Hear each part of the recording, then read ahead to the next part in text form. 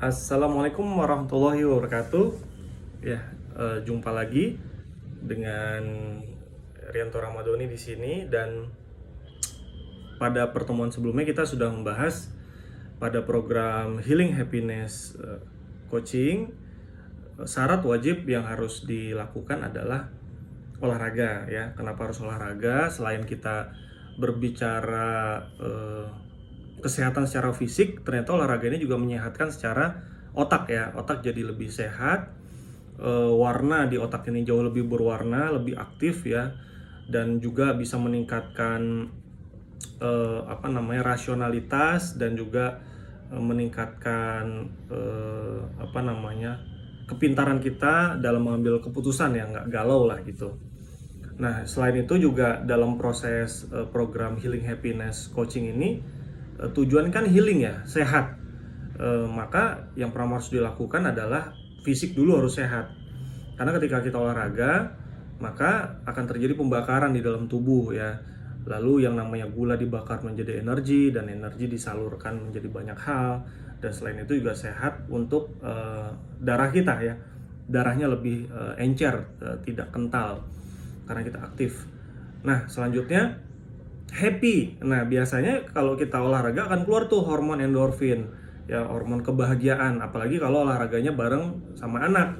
Ya, kalau saya sering bawa anak gitu ya. Jadi kayak kemarin saya contohin gitu, bawa anak-anak pagi-pagi main ala-ala futsal gitu ya, main bola di lapangan kecil. Wah, itu nggak terasa udah 1 jam, baju saya udah basah banget, tapi enjoy gitu ya, nggak sendirian. Karena kalau kita harus nunggu jadwal futsal, biasanya ya habis kerja atau malam hari gitu ya. Nah, kalau pagi ya nggak ada orang, nggak ada yang nemenin. Seringkali kalau kita olahraga sendiri juga tantangannya cukup menantang gitu ya. Selain males ya, mager, yang kedua kadang garing aja sendirian lari di jalan gitu, lihat orang udah pada kerja, kita masih sendirian. Nah, maka kalau ada yang nemenin biasanya lebih fun gitu ya, lebih joyfully lah. Nah, yang berikutnya, ketika proses healing secara fisik, maka kita juga dalam proses H2C ini kita akan melakukan healing secara emosi. Nanti kita akan belajar bahwasanya 80% penyakit itu disebabkan karena persoalan emosi. Nah, emosi apa ya? Banyak emosi, marah, emosi kecewa, sedih, merasa tidak dihargai, dilecehkan, lalu sering dibully jadi merasa tidak berdaya, akhirnya malu gitu ya. Ada banyak sekali, tapi sebelum kita melakukan healing secara emosi, kita harus kuat secara fisik dulu. Karena jika kita masuk ke dimensi yang jauh lebih dalam, emosi, rilis secara emosi, maka biasanya fisik kita akan cepat capek gitu ya. Nah, beberapa kasus yang saya lakukan, contohnya melakukan healing untuk diri sendiri ya, kadang itu cepat lelah ya, capek langsung bawaannya mau tidur gitu karena capek. Yang kedua, istri saya itu ketika healing emosi itu muntah ya, habis muntah keluar keringat, habis itu tidur capek.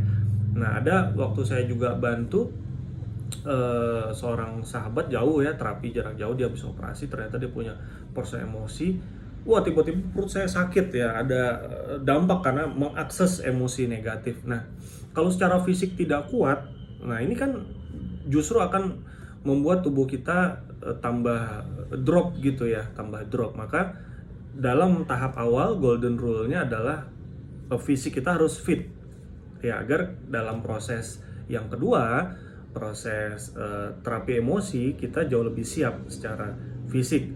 Nah, sebelumnya kita akan masuk ke tahapan esensial dalam terapi emosi itu sendiri, yaitu healing. Yaitu kita harus memahami kondisi hati. Nah, jika kita berbicara safe, maka basisnya adalah EFT, Emotional Free Technique ya. Nah, ternyata saat ini justru yang jauh lebih penting adalah persoalan spiritual di dalam terapinya gitu. Nah, nanti kita akan membahas kenapa ya, dan secara keilmuan di barat sana sudah banyak yang membahas tentang eh, apa namanya kontribusi spiritual dalam proses penyembuhan atau healing. Itu justru mempunyai peranan 80%. Bahkan Anda tidak ngerti teknik secara runut, bahkan secara komprehensif, tapi Anda bisa menguasai spiritualnya, maka itu sudah cukup. Ya, itu sudah cukup. Makanya di dalam proses terapi ini kita menyebutnya menjadi SAFE, ya, spiritual, emosi, freedom teknik, ya. Nah, S-nya itu lebih dominan, ya. Kalau kata guru saya, kalau minum teh aja kalau nggak ada es kurang nikmat, ya. Kalau ada es lebih jos gitu. Itu guyon aja. Tapi secara praktek dan yang saya alami juga sama ternyata. Nah, apalagi ketika kita sudah menguasai faktor S di depannya, itu spiritualnya. Seringkali sebelum kita menterapi diri sendiri atau menterapi pasien atau klien, ya, itu udah rilis duluan gitu loh ini kok belum diapa-apain ternyata udah baik gitu ya.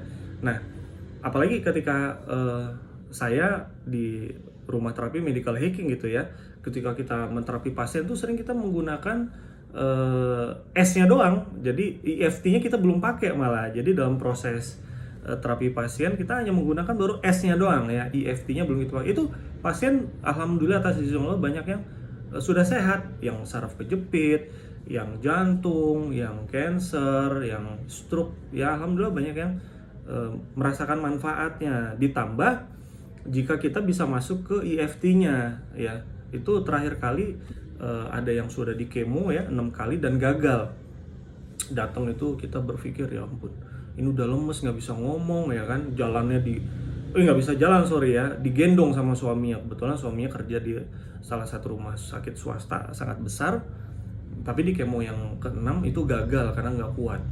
Rambutnya udah habis, suara nggak bisa keluar, minum air pun nggak bisa. Itu datang ke medical hacking, ya, itu setengah badan udah dingin. Kita udah khawatir, waduh jangan-jangan sebentar lagi mau lewat nih, ya kan. Karena banyak yang datang itu yang udah detik-detik terakhir gitu. Jadi medical hacking ini menjadi spesialis gawat darurat gitu. Nah, alhamdulillah atas izin Allah, pertama yang kita lakukan itu adalah menterapi secara fisik, lalu kita masuk ke spiritualnya. Setelah dia sudah mulai kuat secara fisik, kita baru masuk ke SAFE secara holistik gitu ya, secara holistik. Dan alhamdulillah beberapa bulan yang lalu, kok nggak salah 4 kali atau 5 kali pertemuan gitu ya, dia nelfon, halo terima kasih ya, ini saya lagi masak di dapur, dia video call kayak gini. Ini ibu-ibu ya, perempuan ya, itu Anda bayangkan datang digotong, lalu tiba-tiba datang, ya, setengah badan udah dingin, setengahnya hangat, dan beberapa kali pertemuan, ya mungkin minggu ketiga gitu ya, tiba-tiba video call seperti ini, lagi masak di dapur, nggak pakai kursi roda. Anda bayangkan, masuk tuh, terima kasih ya, ini aku lagi masak nih, waduh terima kasih ya Allah, terima kasih sudah dipertemukan. Nah, itu salah satu manfaatnya dari spiritual jika kita bisa menguasai. Nah, ternyata ada 5 kondisi hati yang membuat SAFE ini menjadi efektif atau powerful. Nah, di kita menyebutnya dengan YKIPS. Nah, ini adalah sebuah singkatan, ya. Nah, yang pertama kita sampaikan dulu, Y itu adalah yakin. Yang kedua, S itu ada khusyuk, ya, khusyuk. Habis YKI, nah, itu adalah ikhlas. Habis ikhlas, P adalah pasrah, S itu adalah syukur. Nah, jadi itu adalah sebuah singkatan. Jadi ada 5 kondisi hati yang harus dimiliki untuk membuat SAFE ini menjadi powerful, ya. Nah, ini adalah proses yang ada di dalam hati. Jadi 5 kondisi hati. Nah, di dalam hati inilah yang nantinya akan memancarkan energi. Kalau kata guru kita, itu adalah tenaga dalamnya tuh di situ gitu ya. Jadi kita nggak ngerti tekniknya pun pakai YKIPS itu udah mantap lah, udah jos. Nah, yang pertama itu apa ya? Y, yakin. Nah, maksudnya adalah ketika kita mempelajari ilmu self ini, yang harus kita tanya adalah apakah Anda yakin dengan self-nya gitu ya. Anda yakin nggak sama self-nya? Anda yakin nggak sama tekniknya? Anda yakin nggak sama jurusnya? Anda yakin nggak sama ada teknik apa di dalam self itu sendiri ya? Anyway, self itu dulu baru belasan teknik di dalamnya. Sekarang sudah ada puluhan ya. Di dalamnya ada banyak, ada energi terapi, ada spiritual terapi, ada namanya acceptance terapi ya. Habis itu ada EFT itu sendiri, ada Sedona method. Ada banyak sekali kalau disebutkan, dan ada NLP. Dan kalau satu teknik saja Anda pelajari, ini butuh puluhan jam tersendiri ya untuk mempelajarinya gitu loh. Nah, dan ilmunya mempunyai guru yang berbeda-beda gitu ya. Ada tinggalnya di Amerika, ada yang belajarnya di Australia, ada yang dari macam-macam lah ya kan. Nah, so apakah Anda yakin dengan teknik self ini sendiri gitu loh? Nah, jika Anda yakin, ya alhamdulillah. Tapi kalau tidak yakin pun nggak ada masalah, karena ada pertanyaan yang kedua. Anda yakin nggak sama safternya? Anda yakin nggak sama saya? Maksudnya Anda datang lalu diterapi sama safter orangnya, Anda yakin nggak sama orangnya? Ya kan? Atau Anda sendiri yakin nggak sama diri Anda kalau Anda bisa membantu orang, atau Anda bisa menterapi diri Anda sendiri gitu loh. Ya kalau misalnya Anda yakin, ya alhamdulillah, berarti bagus. Ada dua syarat terpenuhi ya. Yakin sama ilmunya, yang kedua yakin sama orangnya. Nah, bagaimana jika ternyata nggak yakin juga gitu ya? Nah, ini yang harus kita bahas. Maka yang ketiga adalah Anda yakin nggak bisa sembuh gitu ya. Seringkali orang dikasih air minum aja sembuh gitu ya, asal dia yakin bisa sembuh. Nah, tapi bagaimana jika Anda sudah nggak yakin sama ilmunya, Anda tidak yakin sama orangnya, Anda tidak yakin pula bisa sembuh? Nah, biasanya ini saya akan kasih pertanyaan yang keempat. Kalau yang pertanyaan yang keempat ini nggak yakin juga, ya udah tinggalin aja ya kan, ngapain kita repot-repot. Nah, yang keempat ini adalah, yakin nggak Anda sama Tuhan yang Maha Kuasa atas segala sesuatu? Ya, jika saya agama Islam, maka saya akan bertanya kepada diri saya, yakin nggak Tuhan saya Allah Subhanahu wa Ta'ala Maha Kuasa atas segala sesuatu? Jika Allah sudah berkehendak kun, maka fayakun lah yang terjadi. Jika Anda punya Tuhan ya, mungkin beda agama kita ya, Anda yakin nggak sama Tuhan Anda? Kalau Anda yakin sama Tuhan Anda Maha segalanya, Maha Kuasa, dan Anda percaya, maka itu pasti akan terjadi gitu loh. Jadi kalau Anda percaya sama Tuhan, ya udah, 3 syarat tidak terpenuhi, 1 ini cukup, ya kan? Tapi kalau misalnya 4-4-nya tidak terpenuhi, udah berarti nggak perlu capek-capek kita ngurus ya nggak. Percaya sama ilmunya udah enggak, percaya sama orangnya udah enggak, percaya sama dirinya udah enggak, percaya sama Tuhan juga enggak gitu. Ya udah, mau ngapain lagi kita, bener nggak? Capek-capek aja. So ini yang harus diberesin. Jadi masalah keyakinan atau belief system di dalam tubuh dia. Nah, yang paling penting adalah kita harus yakin bahwasanya diri kita ya berada di dalam keadaan yang baik-baik saja jika kita sudah percaya sama Tuhan ya. Jadi tanpa Tuhan tidak ada yang mustahil ya. Dengan Tuhan semuanya menjadi mustahil gitu. Nah, jadi kalau kita berbicara yakin itu sendiri, kita bisa membahasnya panjang lebar ya. Tapi karena ini kita sebentar aja punya waktu, kita akan masuk ke topik yang kedua ya. Yang pertama sudah kita bahas, yakin. Ada 4 yakin yang harus Anda tanya. Yakin sama ilmunya, yakin sama orangnya, yakin sama diri sendiri bisa sembuh apa enggak, yakin. Yang keempat, yakin nggak sama Tuhan, kalau Tuhan Anda Maha Kuasa atas segala sesuatu. Oke. Nah, ya taruh sini. Nah, yang kedua kita membahas yaitu khusyuk. Nah, kenapa dalam proses self itu ada yang namanya kondisi hati khusyuk? Nah, khusyuk ini kenapa kita perlu? Yang pertama, supaya lebih cepat sembuh, ya kan? Coba Anda terapi tapi sambil nonton TV gitu, sambil main HP, sambil ngobrol, ya repot, bener nggak? Nah, yang kedua, supaya berkurang penderitaan Anda, maka Anda harus menghayati gitu. Nah, yang ketiga, supaya lebih sopan dalam berdoa ya. Namanya juga kita, yang keempat kan yakin sama Tuhan Maha Segala. Tapi waktu kita doa, kita sambil ngobrol, sambil main HP ya kan, sambil nonton TV gitu. Kita ngomong sama orang aja gitu ya, dia ngomong kita nggak dengerin aja, kita diomelin ya kan. Kalau kita ngomong sama bos kita apalagi, bisa kena tabok, kita kena templeng ya kan. Nah, apalagi ini sama Tuhan yang Maha Segalanya, yang mana kita minta pertolongannya 100%. Nah, jadi itu kenapa kita harus khusyuk.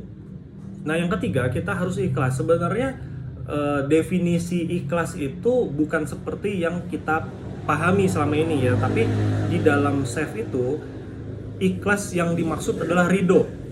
Jadi perbedaannya apa? Kalau ikhlas itu adalah rela dalam memberi. Jadi saya memberi makan si fulan, saya ikhlas deh, ya kan? Tapi kalau ridho itu rela dalam menerima. Jadi bisa jadi Anda kasih saya uang 100 rupiah gitu, tapi saya ngomel, sialan nih, masa gue dikasih 100 rupiah, saya nggak ridho gitu loh ya. Tapi yang ngasih itu namanya ikhlas, saya ikhlas deh ngasih Pak Doni 100 rupiah gitu ya. Kapan saya akan ridho ya? Kalau yang ngasih 1 miliar gitu ya. Kalau dikasih 1 miliar, wah saya ridho banget. Tapi yang ngasih mungkin nggak ikhlas, bener nggak? Jadi definisi ikhlas ini adalah ridho, penerimaan. Nanti kita akan bahas ini hubungan ke borrowing benefit ya.